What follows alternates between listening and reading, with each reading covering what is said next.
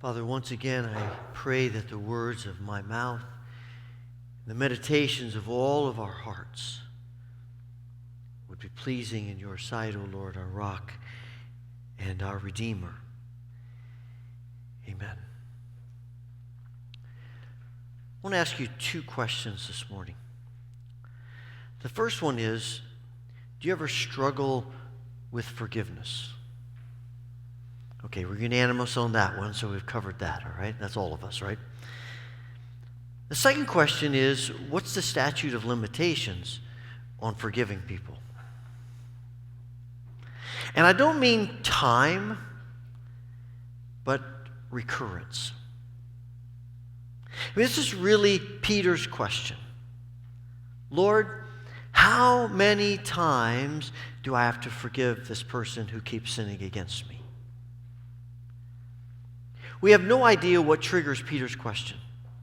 Earlier in chapter 18, Matthew tells us the disciples get into it again about who's the greatest in the kingdom. Maybe it has something to do with that. We don't really know, but I'm convinced these kinds of questions don't come out of nowhere. Something is happening in Peter, and he's frustrated, and he's tired of forgiving, and he wants out. And of course, like all of us, Peter wants a rule. 7 times? I mean, that's a lot. If somebody keeps doing the same thing against you and you forgive them 7 times, at some point you say, okay, time out. I think that's enough. I think I'm done. We want some kind of rule that says, okay, God, if I do this much, then I'm good and I don't have to think about it or worry about it anymore after that. I mean, I'm looking for that sometimes. And Jesus says to Peter, not 7 times, but depending on the translation, the NIV says 77 times. Some translations say 70 times 7 times. But the point is, Jesus, using hyperbole, says, stop counting. It's because what we want to do is say, okay, even if it's 77 times, we go home with our blackboard and we start marking off every time we forgive people. We get to 76 and we say to them, you got one more shot. That's it. And I think Jesus is saying, without limitations. Maybe he's saying to Peter and to us, all right, look, every time I forgive you, you forgive somebody else. Or maybe, like one writer says, maybe what Jesus is trying to do is to instill into Peter and to us that forgiveness becomes second nature. That it's just who we are and what we do. At the very least, Jesus is saying, you can never stop forgiving. Now, I would think that Jesus has made his point. And Peter probably is thinking, okay, Jesus, I get it. But Jesus doesn't think he's made his point. And he says to Peter and the guys, all the other disciples, all right, guys, let me tell you a story. I suspect when the disciples heard those words, let me tell you a story, they're like, oh boy, he's coming at us again. Because most of the stories are to confront. And so he says, let me tell you a story. And he tells them the story about a king and a servant. And my question is, if you're talking about forgiveness, why tell a story about money? I would think he might tell a story about a man who had a neighbor who gossiped about him and turned everybody in the neighborhood against him. Or maybe a story about a woman whose only son is injured by the recklessness and the neglect of another person. But he doesn't. He tells a story about money. And I think the reason for that is because it reminds us of how intimately connected money and forgiveness is. Or maybe a better way to say that is how intimately connected forgiveness and generosity is. How closely connected those things are. I have rarely, if ever, come across someone who is stingy with their money but generous with their forgiveness, and vice versa. There is something about the connectedness of what we do with our money and how we handle that, and what we do about forgiveness and how we handle that. I think we might even be able to say that what we're doing with our money, which is very concrete, is an indicator of what we're doing with our forgiveness that can become very abstract. Now, in this story, we have a servant who I think feels like he's got a pretty good handle on the king. And I think he feels like he can manipulate the king to get whatever he wants. I can almost hear him going home to his wife and saying, I can play that guy like a fiddle. All I have to do is ask, and I get whatever I want. He's controlling the king. He's gaming the system. He's got it figured out. And he's even saying, I've gotten rumors that maybe the king's going to come back on me. All I have to do is go ask him to let me off the hook, and he will. And the king does. One writer says that one of the reasons that this servant attacks the other servant who owes him money is because his goal is to pay back the king. He's got it in his mind, despite the fact that he has borrowed millions of dollars from the king, and that this guy is going to repay him maybe a few $100s. To think that that would help him to pay back that is ludicrous. And if the king, who represents God, I can almost hear God laughing and saying, really? You think you're going to pay me back with the pittance that you have? There's no way you're ever going to pay me back. So if you want to pay me back, here's what you need to do. Forgive. If you want to pay back the debt that you owe me, forgive the debt that others owe you. And there again, you see that connectedness between generosity and money. I think you can see that too in, one of the ways in which we try to avoid forgiveness is to not put ourselves in a position where we need to forgive. I think this servant not only is upset trying to get the money back from the other guy, but I think he regrets ever loaning the guy money to begin with, because the minute he loaned him money, he made himself vulnerable if the guy didn't pay it back. There is something about generosity that puts us in a position to have to be willing to forgive. Whether we're talking about generosity with money, or generosity with our time, or generosity with our hearts. As soon as we extend ourselves to another person in any way, the potential for needing to forgive becomes a reality. And the only way around that is to simply decide we're not going to connect with other people. We're not going to be generous toward other people. We're going to keep what we have. We're going to hoard what we have. We're going to protect what we have. And that's not just our money and our possessions and even our time. It's our hearts. The only way that we can think of to avoid being hurt and therefore needing to forgive is to never love. To never be in relationship with people. But no one can exist in this world without relationships. We were made for relationships. So as much as we try to avoid it, we can't. And so we are continually being confronted with the potential and the reality of forgiveness. What does it mean to forgive? It's interesting, the word that Jesus uses here to forgive doesn't necessarily mean forgiveness. It's not the typical word for that. It means to release something. It means to let something go. It's taking a bird cage, walking out on your deck, opening the door, and letting that bird go free. Which is a pretty good picture of forgiveness.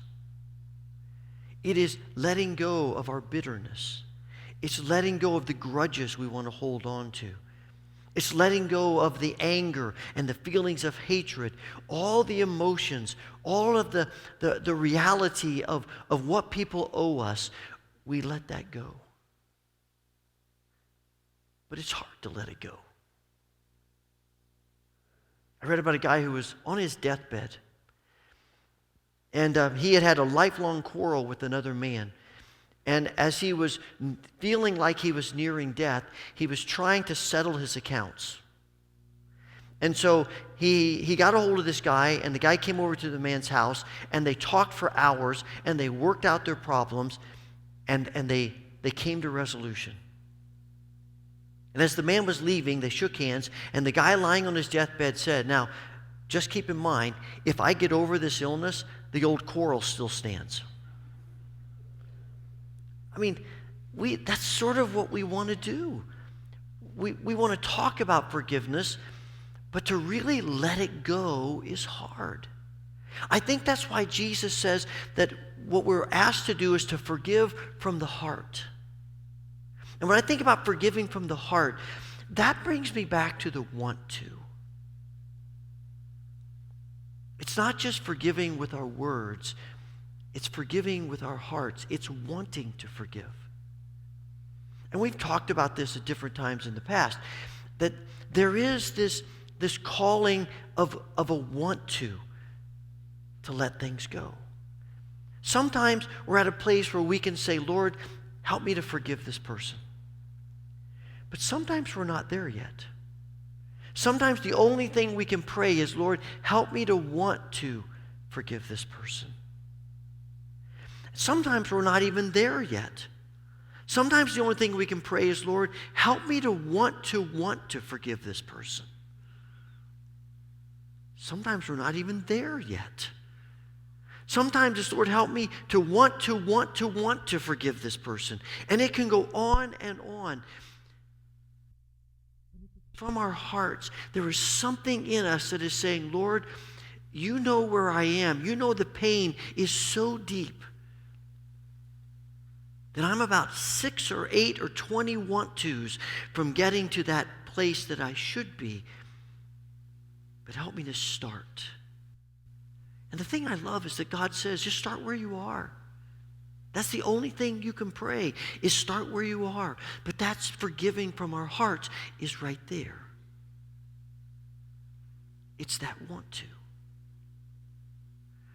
Corrie ten Boom says that forgiveness is like letting go of a bell rope. When we ring the bell here in our church, we do it on Easter, we did Christmas Eve, other times during the year. It's a very heavy bell. And so to ring it, you have to really pull on that cord. And you have to pull it a number of times before the bell shifts enough that it begins to ring. But once you get the momentum of the bell going, then you don't have to keep pulling so hard. You just have to keep making sure the rope is going up and down. And you just pull that rope up and down, and it's actually pretty easy once it gets going. And then you get to the place where you want to stop the bell, and the only thing you can do is let go of the rope. But when you let go of the rope, the bell keeps ringing for a while. The momentum has to slow down. But eventually, it stops. And you and I are not called to stop the bell. We're called to let go of the rope. And there may be some time after we let go of the rope when things have to settle and we work through some things. But the starting point is letting go of the rope. That's the want to. And it's hard because we like hanging on to it. We can get used to it. It becomes comfortable. But the call of the gospel is to let go of the rope. Our struggle to let go of the rope is why this parable gets really dark at the end. When the king calls in the servant and says, "You wicked servant, we're going to torture you until you can pay back everything you owe." I don't know exactly how torturing can help you pay it back, but somehow that's where it ends up. There is a connectedness to how we live our lives on earth and where it is leading us eternally. Sometimes we think, well, we can live any way we want to now, and then in eternity we'll change everything. But it doesn't work that way. We are setting ourselves up for our eternal existence by what is important to us now, by the priorities and the decisions we make and the way we live our lives now. There is a natural progression. And if we don't want to let go of the rope now, if we are not interested in forgiveness now, what would make us think that in an eternal kingdom in which everything is about forgiveness, we would want forgiveness?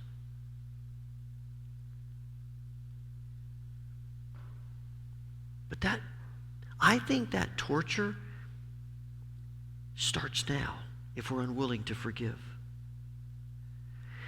I read about a minister who had a funeral service for a man about 30 years old who died suddenly. Had a wife, a young child, a daughter. About a month before he died, he gave his daughter a coin collection that he had started when he was about 8 years old. It really wasn't very valuable, but it was highly sentimental. And she cherished it. A couple of days after the funeral, they were at this man's mother's house. And the granddaughter mentioned to her grandmother that her father had given her this coin collection. And the grandmother sat up in her chair and she said to her granddaughter, "I want that coin collection." She said, "Well, my dad gave it to me." She said, "I don't care. I want that coin collection." And she was insistent and she was nasty about it. And the mother and daughter left her house in tears. The next day, this grandmother went to see her pastor. She told him the scenario, and she said, "What would you do if you were in my shoes?"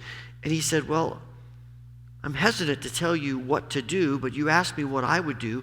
I think if it were me, I would go to them and apologize, and I would say, 'I'm so sorry. I don't know what came over me. Maybe it's the grief and the pain that we've all been going through, but I am so sorry. Of course you keep the coin collection. It's not worth our relationship breaking down over this.'" He said, "That's what I would do." And she looked at him and said, "I'll do that when hell freezes over." It has been years since that incident took place. The granddaughter has graduated high school and college, and she has not spoken to her granddaughter since the day in the house when she demanded those coins. And don't tell me that grandmother is not a tortured soul. It ruins our relationships because it ruins us. And God is not reneging on his forgiveness.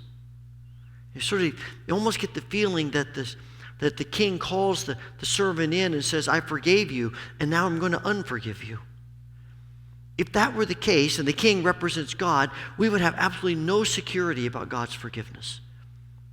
And I do not believe that is who God is. This is not about God withdrawing his forgiveness. This is about a man who is unwilling to accept the forgiveness that's been offered him. The king offers this man forgiveness. He doesn't want it. And you know that's true because the first thing is not gratitude. "Thank you so much for forgiving me." The first thing he does is run to the other servant to try to get some money to pay back the king. Why is he worried about paying back the king? The debt's been canceled. It's over. He does that because he doesn't want it to be over. It's one thing to owe the king money. It's another thing to feel like he owes the king his life. And he doesn't want to owe the king his life. And God offers us forgiveness, free forgiveness, full of grace. But we never experience that forgiveness unless we want it, unless we accept it. And there's something in us that says, but I want to control my own life. I want to control God. And if I accept this forgiveness, then now I'm in debt to him in a way that I'm uncomfortable with. And there's something in us that doesn't want to owe people. That's why it's so hard for us to receive things from people sometimes. I think we're pretty good at giving away because then it puts us in the position of power. We're not so good about receiving. Chuck Swindoll says one year, one of the parishioners in his church said to him, Chuck, I want to do my Christmas gift to you and your family is I want to come and wash all the windows of your house. Well, he didn't think that much about it until one day he came home and there was the guy out there washing windows. And he's thinking to himself, I can't have this guy wash my windows. He's a father, he's busy, he's got a lot of things going on in his life. I can't let him do that. So he went over and he said, hey, how's it going? He goes, great. He says, look, you don't need to do this. He says, no, I want to do this. He said, well, I'll tell you what, you finish the garage windows and we'll take care of all the rest of it. He goes, no, I'm going to do it. So Chuck says to him, okay, well, look, you do the first floor windows and the kids and I will do the second floor windows. He says, no, I'm going to do the first floor and the second floor. He says, well, listen, okay, I'll tell you what, you do the outside and we'll do the inside. He looked at him and says, Chuck, listen to me. I've come to wash your windows. It's my gift to you. I'm going to do the first floor and the second floor. I'm going to do the inside and the outside. I'm doing them all. So just stop badgering me. And Chuck Swindoll said, I was just so surprised how hard it was to accept that and to receive that. And there is something in us that finds it hard to receive forgiveness, not only from other people, but even from God. Sometimes we struggle to receive grace. And part of the reason for that is because for so many of our relationships, or at least how we perceive relationships, if somebody does something for us, there's something in the back of our mind that says they're going to want something back from us. If they do something nice for us, the day's going to come when they're going to come to us and say, all right, you remember I did that for you? Now here's what I want you to do for me. And we often view God that way too. Which means the question that comes to us, and maybe the question at the heart of this parable, is God as good, as generous and forgiving as he says he is? One thing I love about this little story is the image Jesus paints of God as the king. He is recklessly, foolishly generous. I mean, what kind of king loans a guy millions of dollars who's a servant? I mean, that makes no sense. Why would you do that? Because he's generous. Why would you forgive all the debt? That makes no sense. Because he's generous. I'm convinced that the heart of this story is the image of God who is good and generous in everything, including forgiveness. And it's not because we are particularly nice or good. It's because he is. It's about him. And here's the thing. There is an obligation here. God doesn't do this and say, I'm going to do this so you have an obligation to me. But he does say, I'm going to do this, and now there's an obligation to that. And we're like, yeah, I knew it. What's the obligation? The obligation is to forgive other people. But here's the thing. What feels like an obligation is actually a privilege. The God who forgives us gives us the resources to now be his agents of forgiveness toward other people. We get the privilege of setting other people free like he set us free. We get the privilege of watching people experience the joy of being forgiven as we've experienced the joy of being forgiven. It is an amazing gift that God gives us. The privilege of being his agents of forgiveness to people who could never imagine that they could ever be forgiven.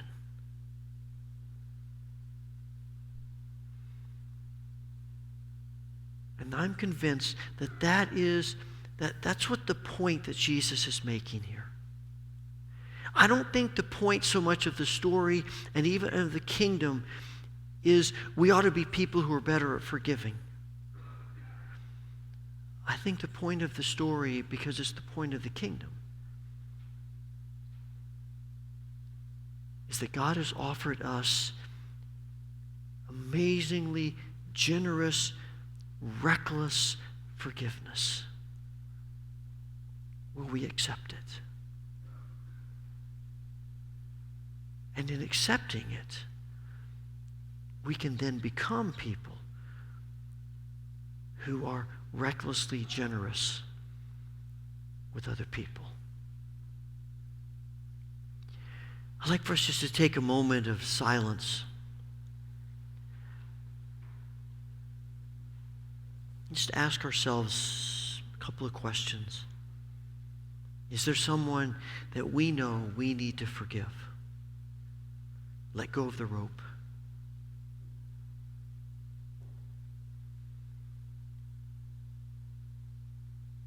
And do we need more acceptance of the forgiveness that God has given us?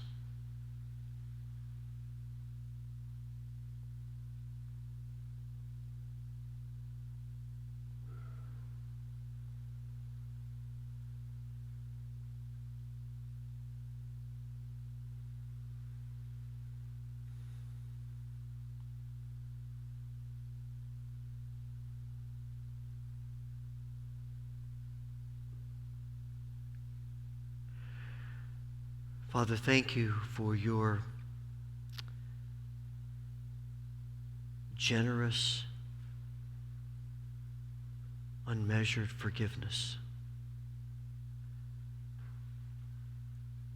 Help us to be able to receive and accept and believe more and more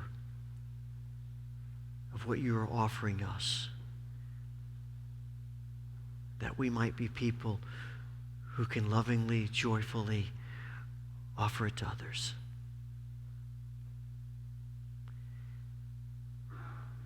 We ask this through Jesus. Amen.